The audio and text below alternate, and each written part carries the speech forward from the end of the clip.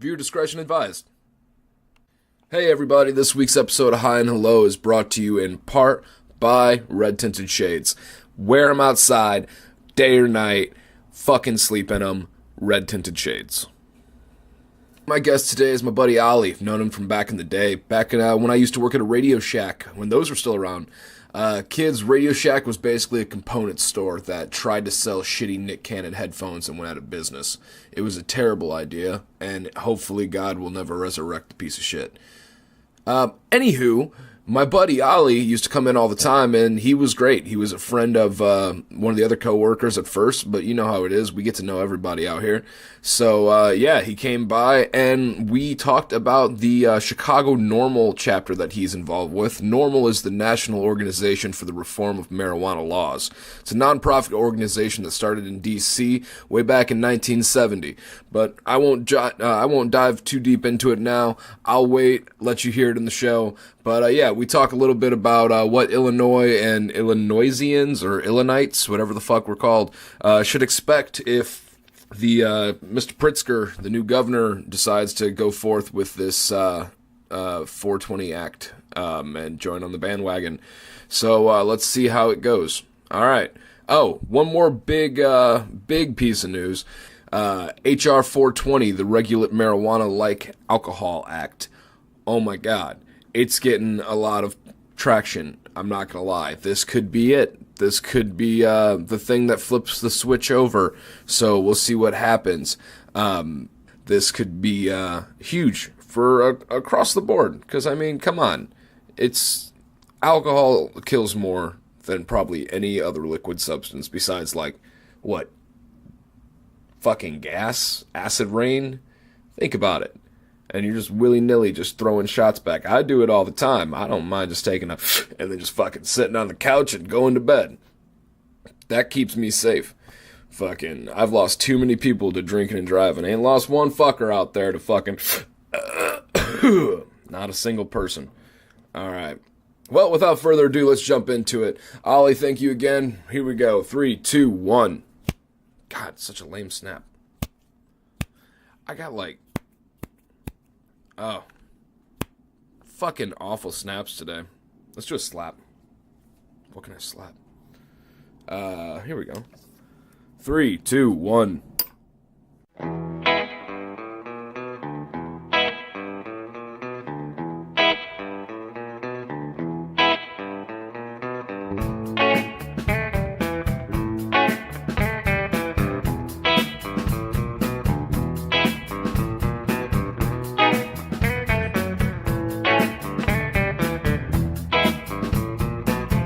Hey everybody, welcome to another episode of High and Hello. I am here with a friend I've known for a hot minute. Ladies and gentlemen at home, put your hands together for my buddy Ollie. Ollie, how you feeling today, man? Good, thanks for having me. I'm so fucking excited about this one. This is going to be a blast. So real quick, we'll get the hellos out the way. Where are you from originally, man? I grew up in the suburbs in Chicago and pretty much lived in Illinois my whole life. I've lived in the city for the last dozen plus years, and I'm living with my wife and 2 kids in Chicago at the moment. Yo, you're a dad, man. It's cool because I knew you before kids. You're one of the few adults I've met in Chicago who I've met before they had children, because most of the ones I meet, they never end up having kids.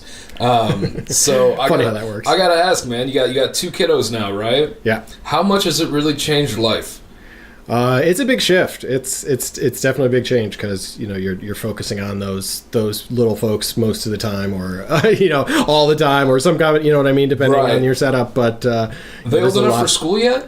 The older one is in preschool. Yeah, actually, not too far from here, and the younger one's still just not quite there yet. Yeah, still developing, still learning. That's right. That's got to be awesome. I've always wondered. Like when you're actually going through that process and you're watching them actually develop, not grow, but develop. Yeah, that's got to be some shit, man. That's got to be some pretty cool moments. Like, of course, you have like the first steps, a big one, crawling's a big one, and talking. But like, the one who's in preschool, she's making full sentences, I assume, by now, right? Oh, yeah. Or like she yeah. can get her point across pretty well. Oh, definitely. Yeah. Has there been any time where she kind of snapped back a bit for a minute? Have you had that moment yet? Oh yeah. Oh no. I mean, she's why not or something? Oh yeah. I mean, she's well through. She's getting pretty old and developed, and yeah, she's not just a little terrible toozer anymore. She's definitely turned into a big kid. That's awesome, man. That's awesome. I have a question. Have you lived anywhere else besides Chicago? Like, have you ever moved out and went somewhere else for a while? I went to school in Urbana, so I did 6 years at undergrad and grad school downstate, or middle of the state. And, what was your major? Like, what were you studying? So, but pretty much business. I actually started in computer science, didn't like it, and decided I wanted to do econ instead.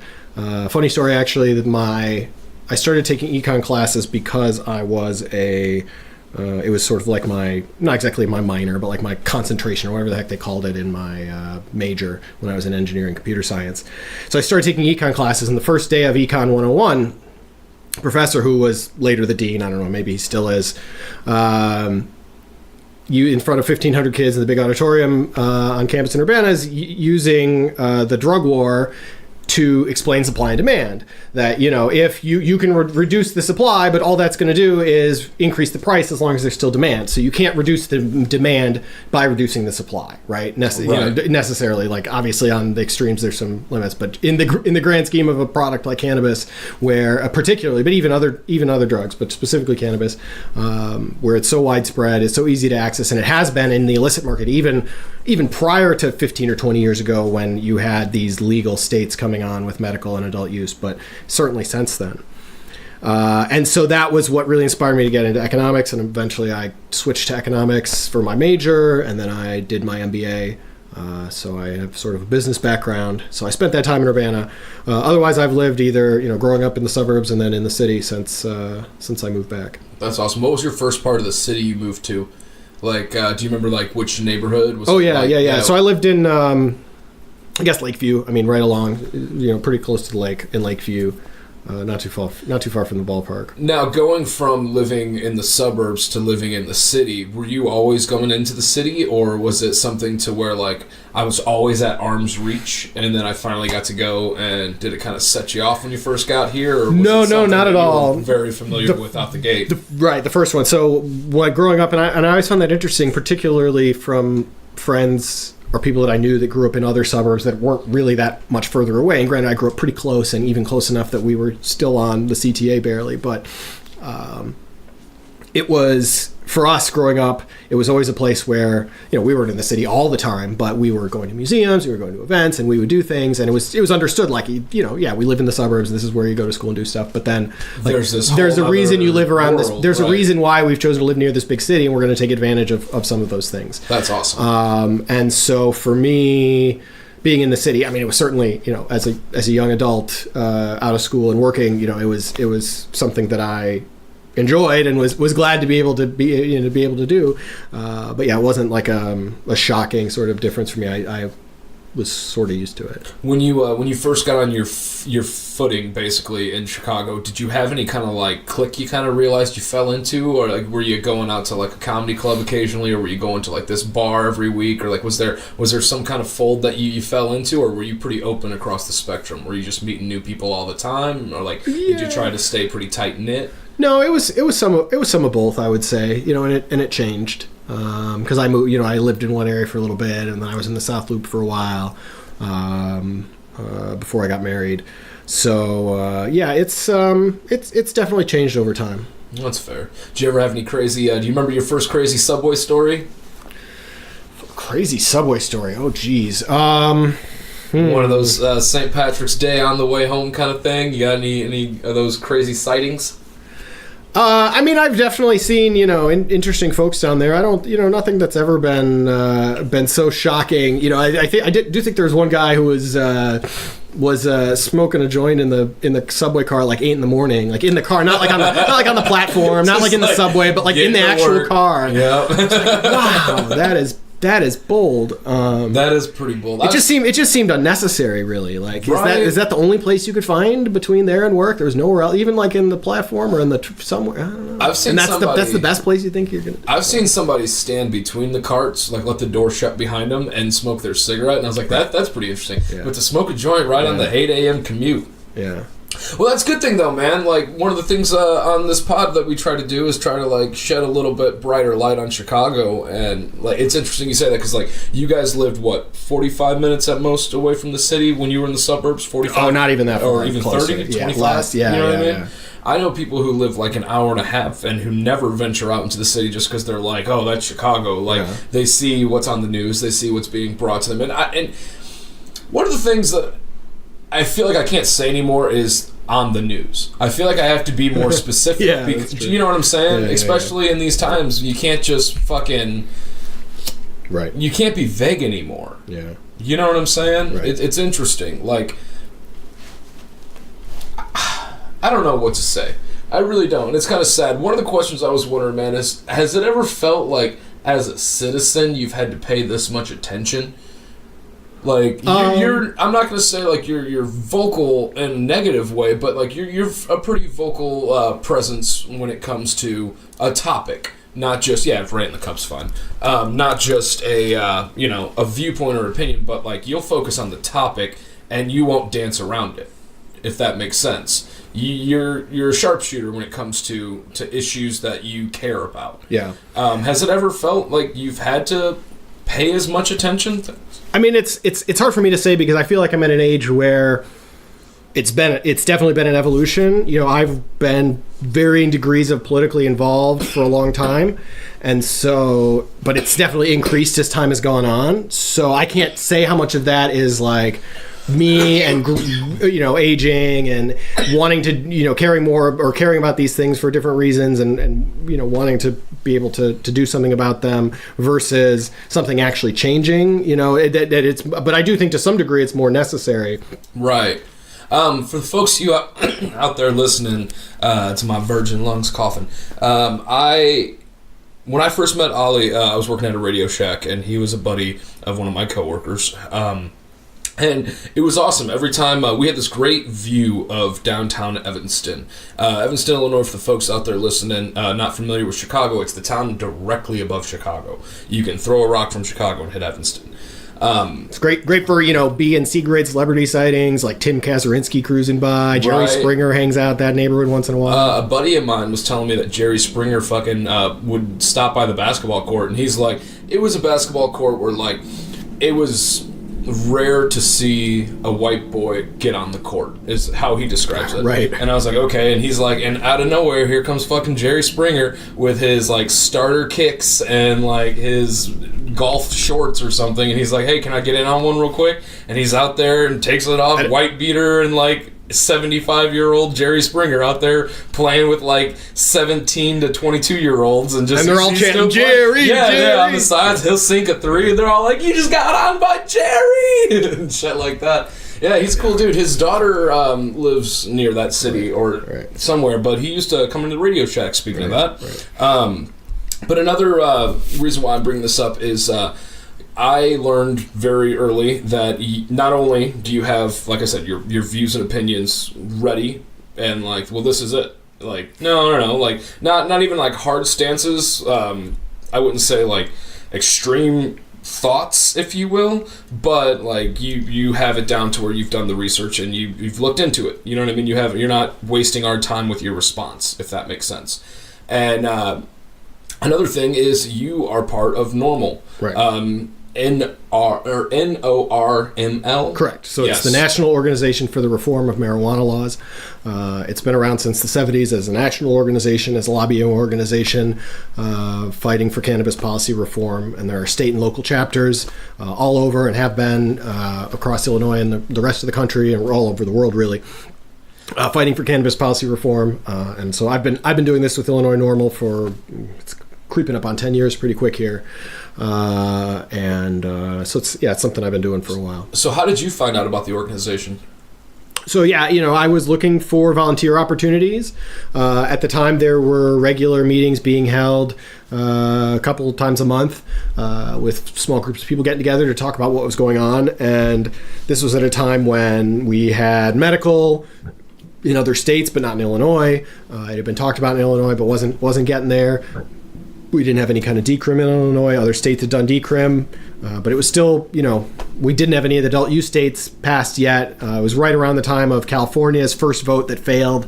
And so, we were starting to see progress. We were starting to see, we could see that, hey, things are moving forward, but, it was really uncertain what was going to happen. It's like, hey, we've gotten a certain distance, but we have no idea where we're going to go from here. And so I was looking for different opportunities, and I saw, I volunteered with a couple other organizations, but then I went to a couple of the meetings there and realized that it was both an organization and an issue where, there weren't that many people focused on it on a regular basis, and that it was something where if I was going to be committed, not necessarily to a specific amount of time, but just committed that day in, day out, week in, week out, I'm going to be there, I'm going to have this role, and I'm going to do my best at it as a volunteer, because, we're all volunteers, and at least in the Illinois NORML chapter and the chapters I'm aware of, everybody's all volunteers. So doing the best we can to advocate for, nonprofit reform, on behalf of the nonprofit for policy reform. But it's, so I realized that this was somewhere where other organizations were better funded, better organized, had more people supporting them. It was easier for me to, maybe write them a check or something else, knowing that they had professional staff. There was nobody, with the exception of a handful of lobbyists, there was nobody in Illinois when I started getting paid to do anything about cannabis. I guess is the best way I could put it, right? Whether you're talking legally, at any rate, whether you're talking about any kind of job, whether you're talking about advocating, whether you're talking about anything, other than maybe like the academics who'd researched it and a couple of lobbyists, who were working on the medical bill. And so this was something where I said, hey, if I just, stick this out, I can hopefully make a difference. And over time, we've gotten a lot done in Illinois. Since I started, we've had a dramatic change, a dramatic shift on this issue, and a dramatic, both in Illinois and in this country. And now, we're poised where it's not a question of if, but when and how we pass this, this policy change. Now, with that being said, by the time this airs, we are either at the big moment or we are coming near when J.B. Pritzker takes his vow and gets sworn in. One of his big talking points recently since he won is that he wants to legalize recreation in Illinois. So was that just a huge moment for you guys with all the work you've been doing? Does it feel like it's finally paid off, or is there some kind of a catch to where it might be too good to be true? Well, here, let me put it to you this way. We didn't know how the general election was going to go. Right. There was always the risk that Bruce Rauner was going to win, that he wasn't going to lose by the largest, incumbent margin in history, et cetera, because, et cetera. for what it's worth, Rauner, for the last 4 or 8 years, has been the one denying, wanting to do that. The last 4 years, yeah. So prior to going through 2013, 2014 were the big years where we passed medical and the expansion for adding minors to the medical program while Governor Quinn was still in office. Yeah, and the writing of the rules for the medical program. And so that set everything up for when Governor Rauner took office. Now, had Governor Quinn won that election, I think it's extremely likely that first of all, we'd be a lot farther along with things here in Illinois than we are now. We've made a lot of progress under Rauner, but he's frankly had to be dragged kicking and screaming in most places, and just or put on the spot where huge majorities are passing these bills and he can't veto. He's not gonna, if it's way over a veto-proof majority, he's not going to veto these bills when there's sick kids behind him and stuff. So he some of these bills they just kind of forced on him. But there are still a lot of problems with the medical program. We have only barely 50,000. It looks like we'll have around 50,000 patients by the end of the year. But that's 3 years into having patients, and that's 4 years into this medical program. We're past when the original pilot would have ended, and they extended the pilot, so the pilot continues for another 18 months or so. Right.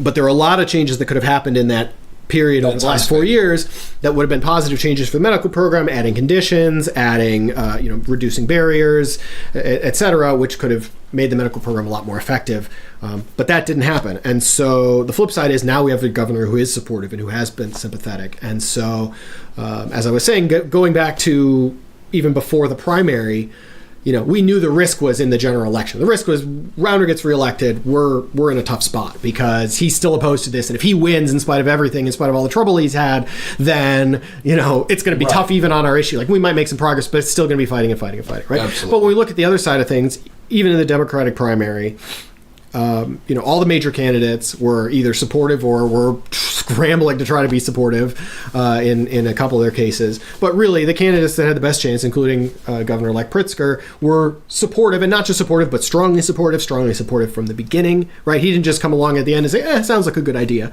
He was out in the snow almost a year ago before the primary, 3 months before the primary, talking about Cory Booker's Marijuana Justice Act, which at the time, and maybe still, the most progressive cannabis policy federal bill. Yeah, that's pretty big. And, he was doing that, obviously, for political reasons, but he, he's probably not going to go to that level if he doesn't at least mean it for political reasons, right? So, and it seems like of all the issues that are out there, of all the things that are going on, this is probably not the one that that the governor at least is going to screw up, right? If a bill gets to his desk, he's going to sign it, frankly, is what's going to happen. I can't imagine any scenario at this point, given the count in the House, the count in the Senate, however and whenever a bill gets to his desk, he's going to sign it. The question is, how long is that going to take and what's it going to look like?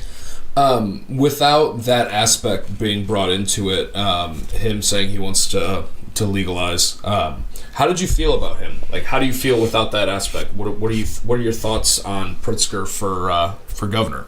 I mean, are you on the bandwagon for it? Was there somebody that you wish would have taken it, but you're content with like the outcome? Yeah, I mean, I think, here's the thing. People talk about politicians lying all the time, but the reality is, if you go across the board and look at everything that politicians say and how they vote, politicians tend to do 75 to 80% of what they say they're going to do, or at least vote that way, whether or not it actually, happens. If they're legislators, maybe the policy doesn't change, but at least that's how they vote, right? So politicians aren't totally honest, but if you really break it down, look across all the issues, that's what you see, right? And so what I've told people for a while is, if J.B. Pritzker does 75 to 80% of what he says he's going to do, I think he's going to be a good governor. And I think he has a chance to be a really good governor, depending on where exactly the other is. And I think he's probably going to do more than that, but we'll see, right? Because, he doesn't, the big question with him is, beyond just the political situation, if he gets into something where he says, I don't just want to push this for political reasons, I want to push it for personal reasons. Is he going to say, hey, I've got this money, I can back anybody who needs to be backed. I'm going to make this happen? Because in the past, the Democrats, and to a large degree, neither party, had the ability for somebody to just come in and write unlimited checks to virtually anybody or various organizations, dark money, whatever, however things get done, in order to provide cover, provide support, whatever it is, for tough votes.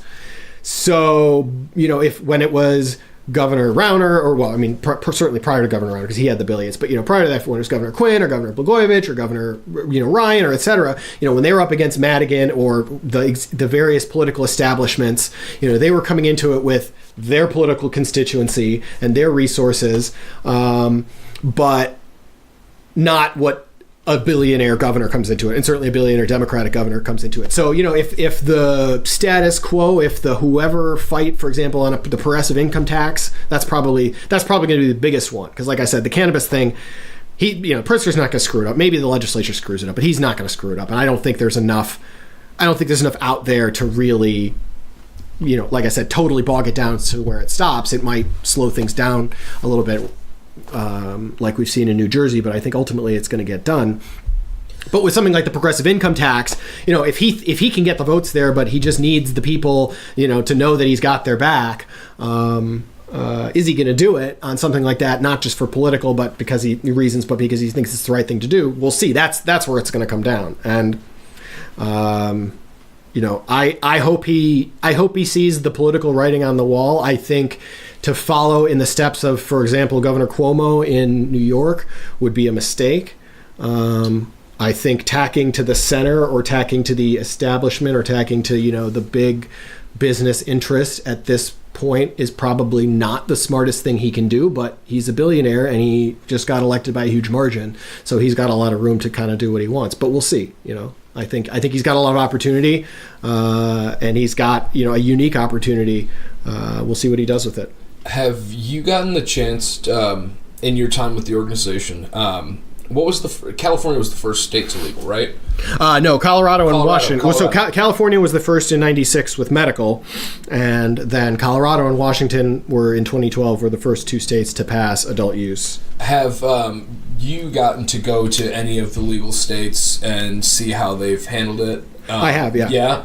How'd that go? Have you seen any of them that were more shit show than the other, or have you seen... Well, I haven't gotten a wide view, so I don't want to... I get what you're saying, but there's people who have better perspectives just on the margins of like what you've read and whatnot, like what can we expect? So let's say this all goes down, like on your professional like standpoint of it, and you've been to legal states, you've seen how things go. Is this going to be something to where we have a bar every 800 feet and we're going to have a dispensary every 600? Like, do you think it's going to eventually evolve to that, or do you think it's going to be like every glass shop is going to end up turning into a dispensary, or do you think it's going to be more professional?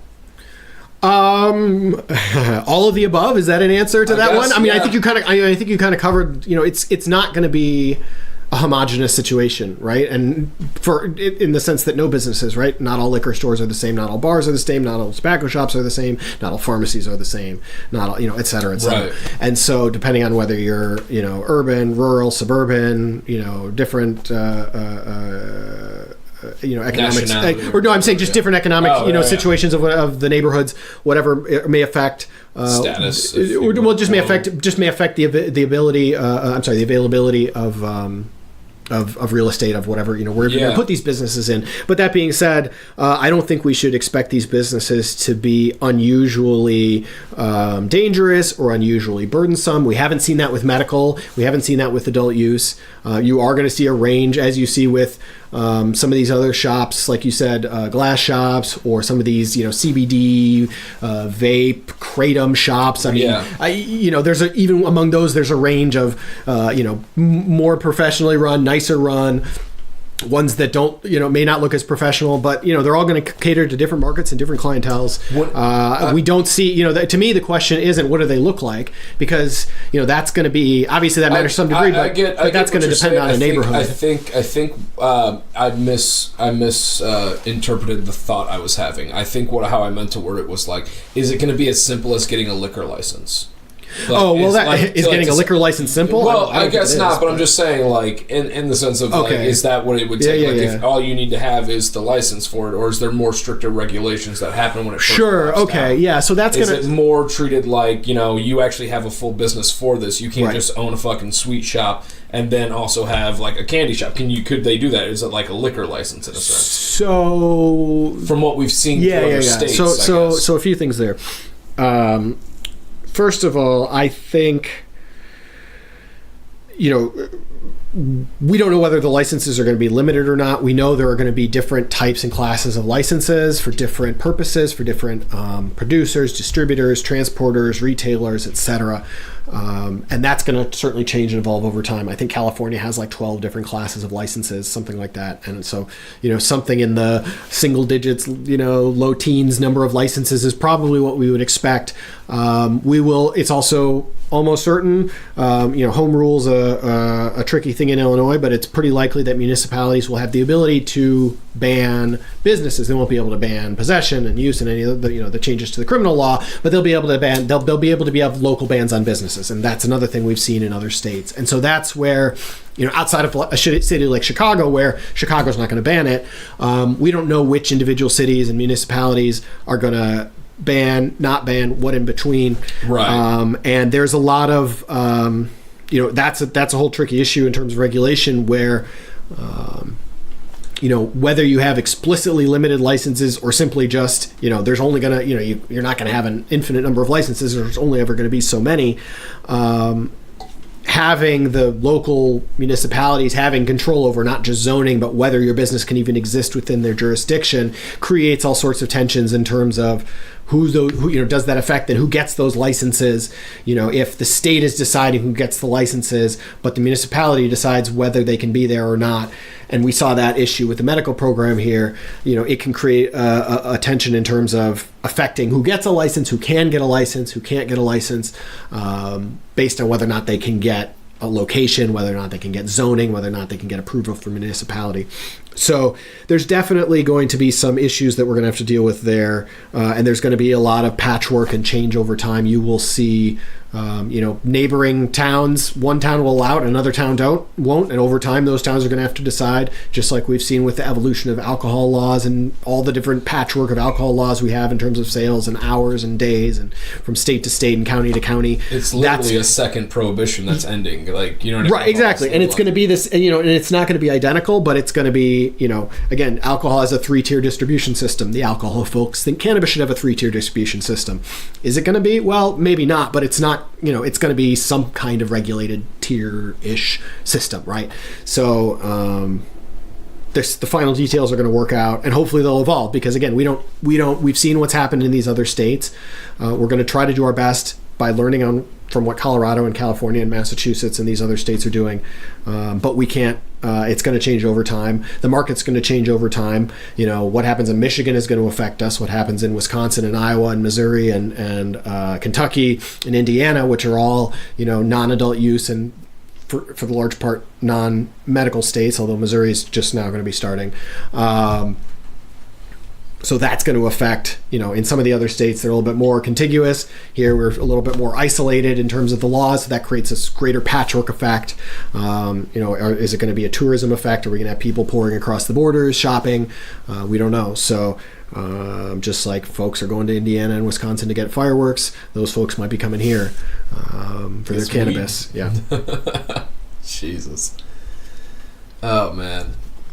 What was there another part of that question that I didn't get to? No, I think that pretty much wrapped it on that one. Like I said, it was mostly just like you said, you visited a few of the states that have already passed and gotten and have been established, if you will. Yeah. Which states were those?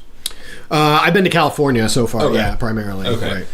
Pretty easygoing experience. Yeah, it was all definitely. handled. Yeah, and I think that's true here in Illinois as well. If you're a qualified patient, right? Illinois has high quality dispensaries. They have, I think, there's differing opinions on the quality of the medicine, but I think very few people consider it, terrible. I think some people think it's better than others, but there's a lot of people who think it's really good.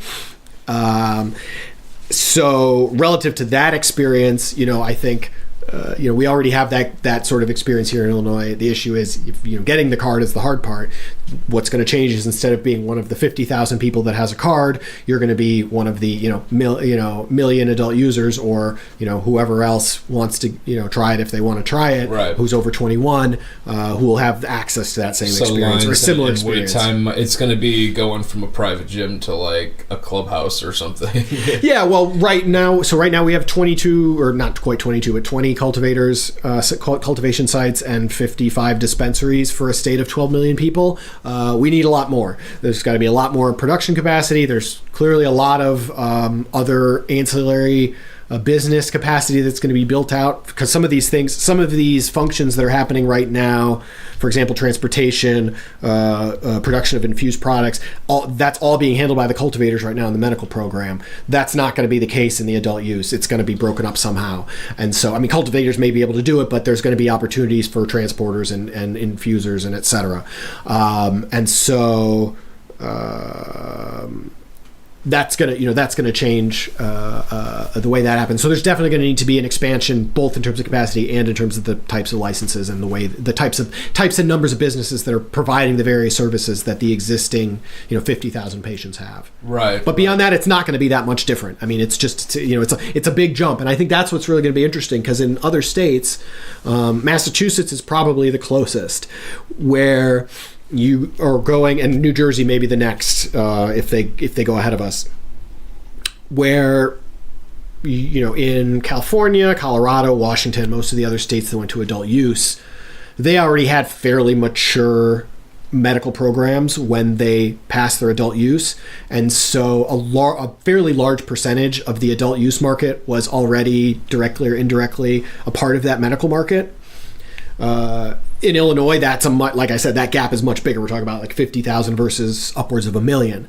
And so it just creates a much bigger, it's going to be interesting to see how that changes, because on the one hand, the medical system is less established. I mean, there's a lot of business, a lot of money, and some of these businesses have expanded and diversified to other states, acquired and so forth. But they're still within Illinois. Their footprint is relatively small compared to what we're going to need for this adult use. Instead of just having to triple or quadruple or so capacity like Colorado, and I'm just saying roughly speaking, had to do, we're going to have to go like a factor of 10 or 20. It's going to take time, right? We know that there's going to be a rollout of this. It's not going to be overnight. We can pass a bill. It can be signed into law. A lot of things can take effect, but it's still going to be a year before dispensaries are open, because rules, regulations, right, new businesses, new facilities, new production, growing Absolutely. Plants, So if you're out there listening and you hear just something in the news that he's been sworn in, don't just start fucking sparking it up on the sidewalk still, right, or something. But for example, so Michigan is the closest, and they have the latest example where because they have the ballot initiative option that we don't here, their new law took effect, and I'm not familiar with all the details, but their new law took effect just a few days ago, within the last week or so, I think. After a certain number of time after the vote was certified, the law took effect. So certain provisions like legalization for possession and use took effect immediately, but you didn't. It's not like a dispensary opened immediately for an adult to go in and walk into. But if they had it, it became legal, and we'll see something similar in Illinois, right? Sounds like a honeypot if I ever heard it, man. Well,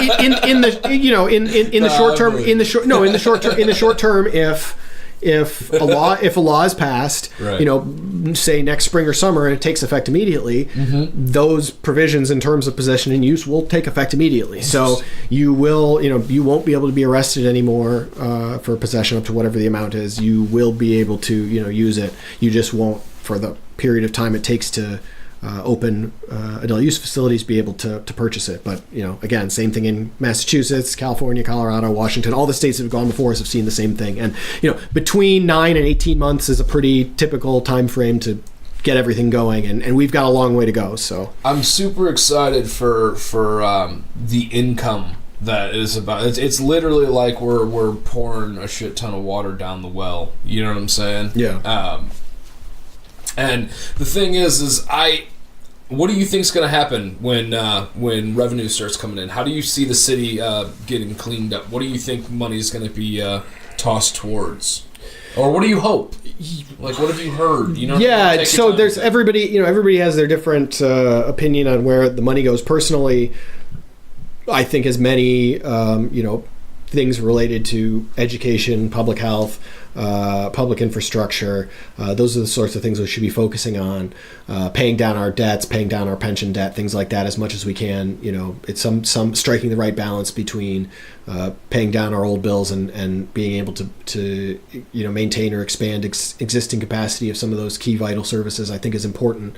Law enforcement is tricky because it's always a balance between saying, are we going to reduce the amount of resources they get? Are we, because they're no longer pursuing these drug crimes, are we simply going to say, keep the same resources but now go deal with actual violent criminals instead of people using cannabis? Is it going to be somewhere in between? Law enforcement may want things specifically targeted, and I think there's certainly ways and areas, particularly related to education, where money for law enforcement might be appropriate, but broadly speaking, I think we're talking about some balance of education, public health, public infrastructure, debt, and then just it's unlikely that every dollar is going to be earmarked. A lot of it's probably just going to go to the general fund, right? We have a $36 to $40 billion sort of main budget. So the $500 million in tax revenue we're expecting is it's not tiny. There's not a lot of other revenue sources on the table that are this popular.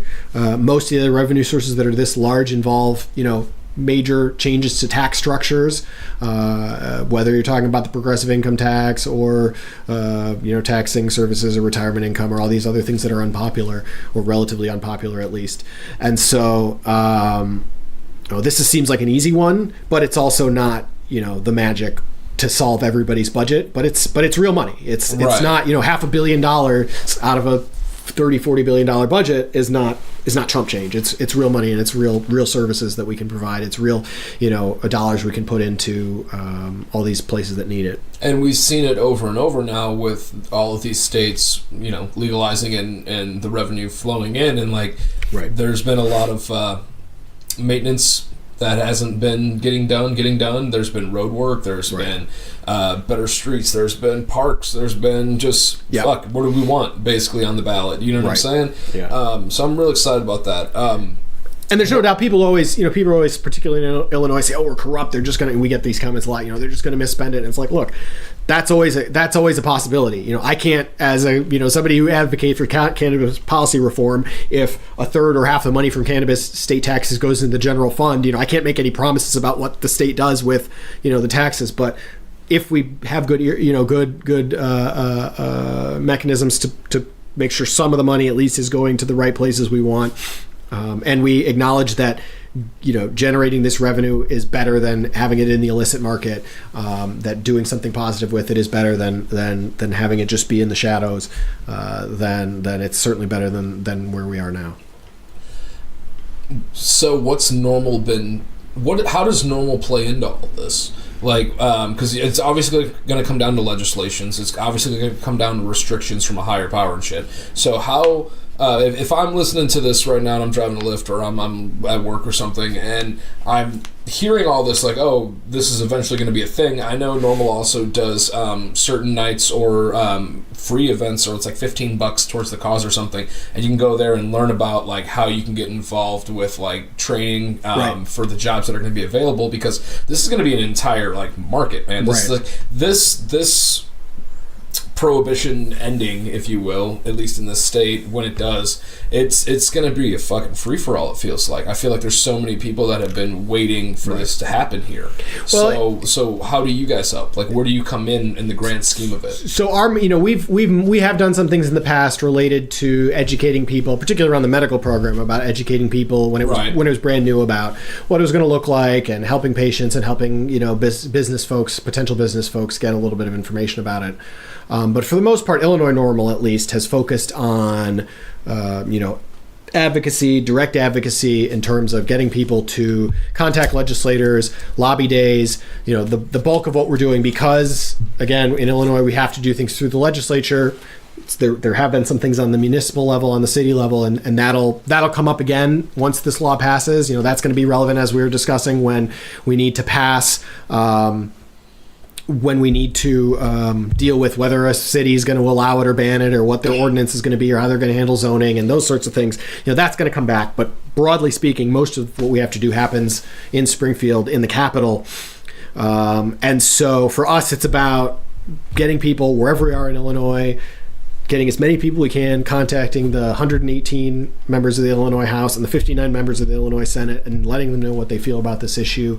And then, do you go to town halls and shit? Do you send people to stuff like that even? We definitely, when there's a town hall, if we know about it, certainly when it's related to this issue or potentially related, we do encourage people to get out to those. That's awesome. We hold lobby days in the spring, so we'll have lobby days coming up. I think we're still confirming our dates, but if you check our Facebook page, you'll definitely get some information by the time you hear this about when our lobby days will be in the spring. And so that's when we actually get people down to the Capitol in Springfield to get to talk to as many legislators, to show our numbers and our strength and our voices as strongly as we can on this issue. But again, those are sort of our big couple of events. We do it a couple times a year in the spring when the General Assembly is in session. But the rest of the time, it's about I always tell people, if anybody ever asks me, what's the most important thing I can do, I say, find out who your state representative is, find who your state senator is. In your case, you don't need to because you're good, because I know who they are and they're sponsoring the bills, so you're covered. Although it never hurts to let them know you support them. They always like to hear it, but it's not going to change their mind on this issue. But broadly speaking, letting them know that you support this issue and that this is something that you care about, because a lot of people's view of politics is very filtered through federal politics, through what's happening in Washington, D.C., through, the D.C. politics and how removed the senators and the Congress people are. And although you never know, I see my congressman walking down the street once in a while. But whereas in D.C., a senator, or particularly in Illinois, a senator or congressman might have 1 million constituents or 12 million constituents. If you're a senator, a state representative or a state senator only has 100,000 or 200,000 constituents. And so first of all, they don't have that many, but it also means that your voice is amplified when you're one of those people that calls or emails or contacts them or whatever you do, because they know that for every one of you, there's 100 or more people back in their district that aren't calling that feel the same way, or a lot of people that feel the same way. But again, they're that much more accessible because they're not getting that many calls. If it's a regular business day and they're not in session and it's just like a normal sort of business weekday, when they're not in Springfield, if you call your state representative's office, depending on the state representative, there's a decent chance they'll be the one to pick up the phone, right? It's not like calling Dick Durbin or Tammy Duckworth or whatever. They're not going to pick up the phone. But your state representative very well might. And so it's just it's that much easier to get in front of them, to get time with them, to let them know, hey, whether it's by email, by phone, in person, getting a meeting, and then building that relationship. If you're in Illinois and you want to change this issue, those are the 177 people plus the governor. And now we don't have to worry about the governor so much. We'll see how I think we're going to be good there. Those are the 177 people that need to make it happen. And it's not just a matter of, hey, we need to pass a bill. It's about what's important to you in a bill. Is home grow important to you? Because if they don't hear a lot about home grow is going to get taken out, because they're going to have people saying, oh, home grow's a mess. It's caused all these problems. We shouldn't have it. Or if you care about making sure that there are access for small businesses, if you care about social justice and equity, if you care about pardons and clemency and dealing with people who have been victims of the failed drug war, and dealing with not just people who are in prison and jail, but everybody who's had contact with that system and who shouldn't have because of this prohibition, whatever you care about, letting them know that that's what you care about, because it's not just, hey, yes or no, because we're pretty much at the point where they're going to be yes. There are going to be enough yeses that we're going to get there, but we need the more people that voice their support for some of these issues, these smaller parts of the bill that might not get as much attention, the more likely we are to get a better bill. And that's the key right now. It's not, for us right now, it's not passing a bill, it's passing the best bill we can. Right. So in Amsterdam, which is like the typical, if you will, user's view of paradise for the longest time, because it's like you can go over there and just you can use herb in a coffee shop or something, right? Well, nowadays they have the cafe where you go to get coffee, they have the coffee shop where you go to get weed or hash or like whatever, and then they have the smart shop, which is something we learned from a guest in a prior episode who was over there thinking about living there. And the smart shop is where you get legal psilocybin, and that's what's been being brought up, I believe, in Oregon. Are you familiar with that being brought up lately? I want to say it was Oregon. Could be. I don't follow that as closely, but my question is like, if for example, if that came up and that passed and that became a thing and there were smart shops here, does it sound or seem like that would basically just be the step that starts unlocking the rest of the drawers, if that makes sense?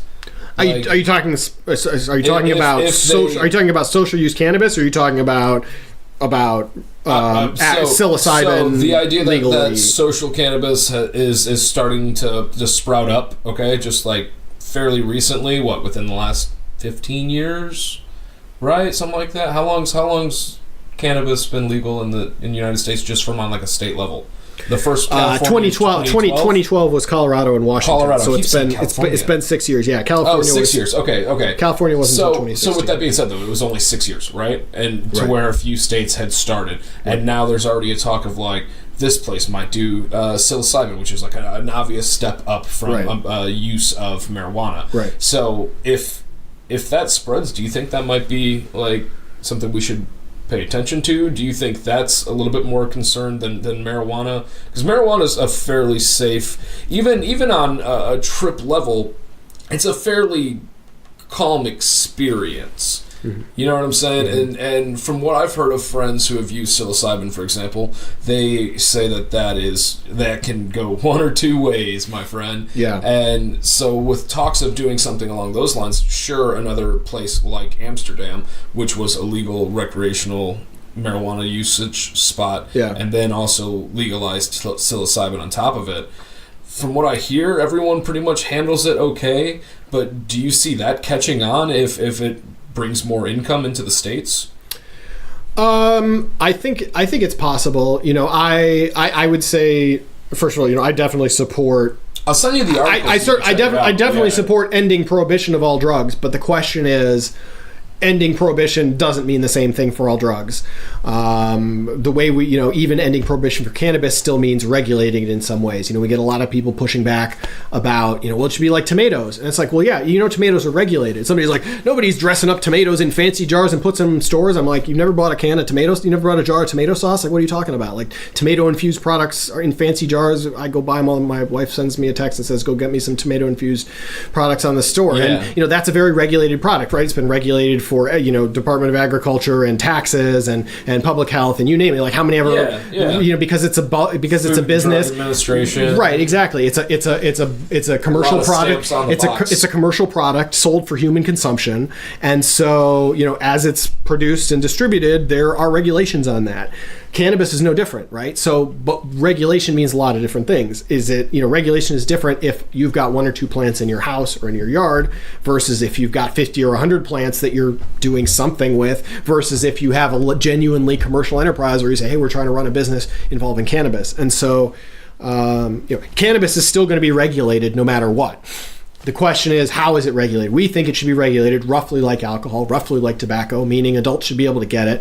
It shouldn't be, there should be, you know, some taxes, but nothing too burdensome, some reasonable tax, but nothing that's going to cause people to go into the gray market.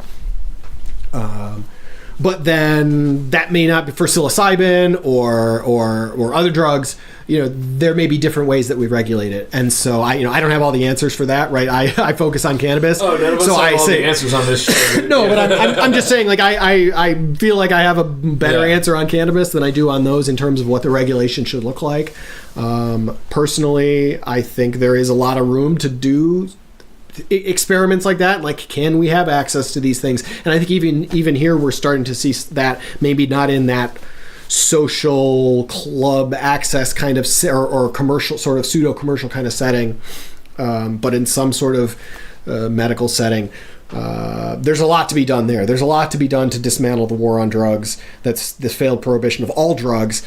You know, ending the prohibition of cannabis is a big part of that. But how we end the prohibition of cannabis doesn't necessarily tell us exactly how we should end the prohibition of every substance that's currently prohibited and shouldn't be. Any bullshit been keeping you up, man? Any stories out there in the idea of the news? Like anything you've been keeping an extra eye on lately? Anything been in cannabis or in life or in anything? I guess just in life. We only got about less than 10 minutes left until we wrap this guy up. So I don't know, just it's kind of more of like a send off, you know. Yeah. You've thank you again, real quick, and once again, it's Illinois NORML and NORML. That's right. .com. .org. .org. Right. Or but you can check us on Facebook too. That's usually where we have our most up to date posts. Cool. And I can throw a link down in the comments below if you guys just want to click that. This has been awesome. But yeah, man. So like, what have you been following lately? Any news stories? Oh boy. Because when this airs, it's like 2 months from now. So right. Who knows? Like, we got to leave a letter. Right. Letter from the past.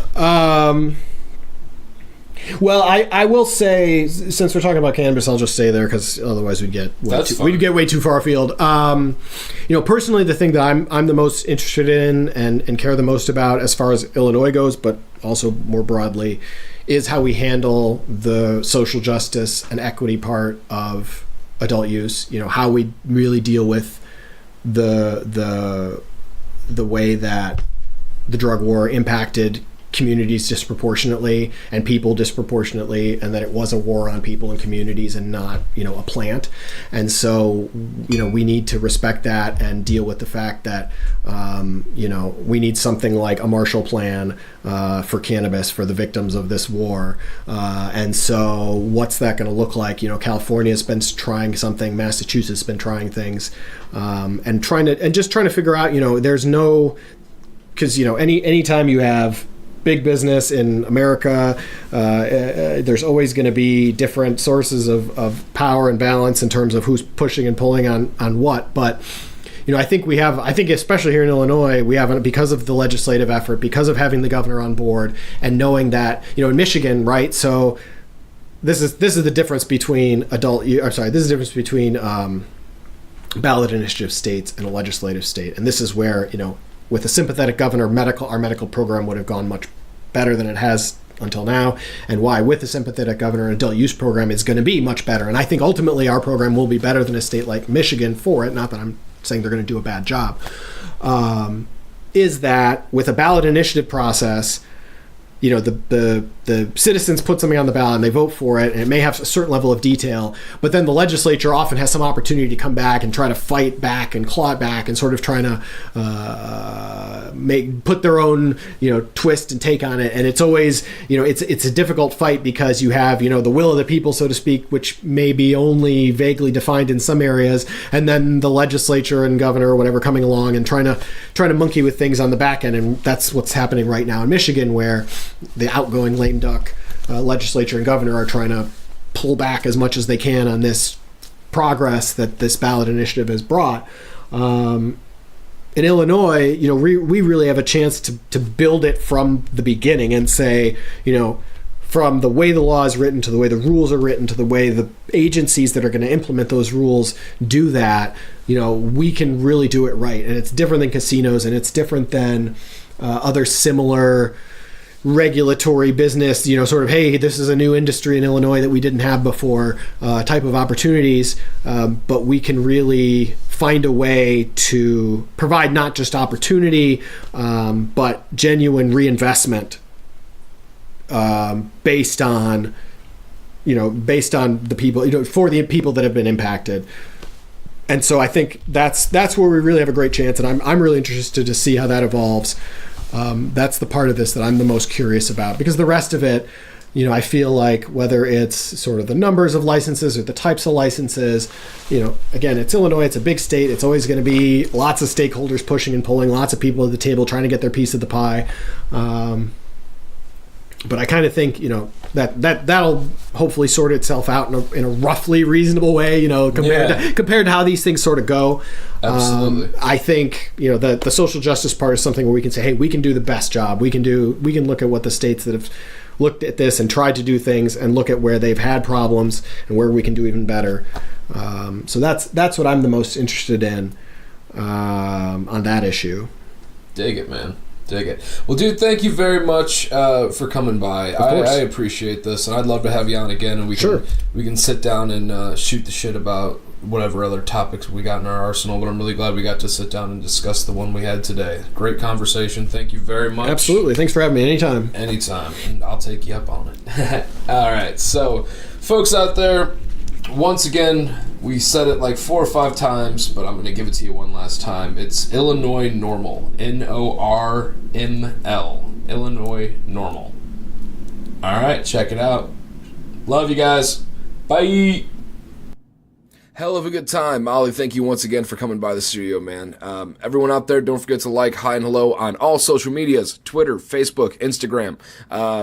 What else is there? We're on Stitcher Radio. We're on Podbean. We're going to be on iTunes. I keep saying we're going to be on iTunes. It's pretty much because I can't remember how to make an iTunes account. I don't fuck with iTunes. I'm an Android guy, and I'm going solo on this shit right now. This is just me out here getting it. If this was a show about me making a hut, I wouldn't have a roof by now. I had 4 strong walls, though. Guarantee it. Ollie, thank you once again, man. Don't forget to check out the National Organization for the Reform of Marijuana Laws, NORML, NORML. You can find them at blog.normal.org. Other than that, it's been great, folks. Follow us on social media. Follow NORML on social media. Find Ollie in the world. Where's Ollie? Just like where's Waldo? Fucking go do it. Go do it. Go out into the world. The time is now. You can't just keep staying inside listening to these. I appreciate it. I know at least one of you sitting in your damn room. 21 episodes strong. 22 if you count Marino. All right. We love you all. We hope you well. I say we and I mean die. Love you. Bye. Und kamen zwei Gestalten und tranken Tequila. Oh, Señorita, llama a la policía. Bebida und tequila, loco de alegría. Oh, señorita, policía, wunderbar.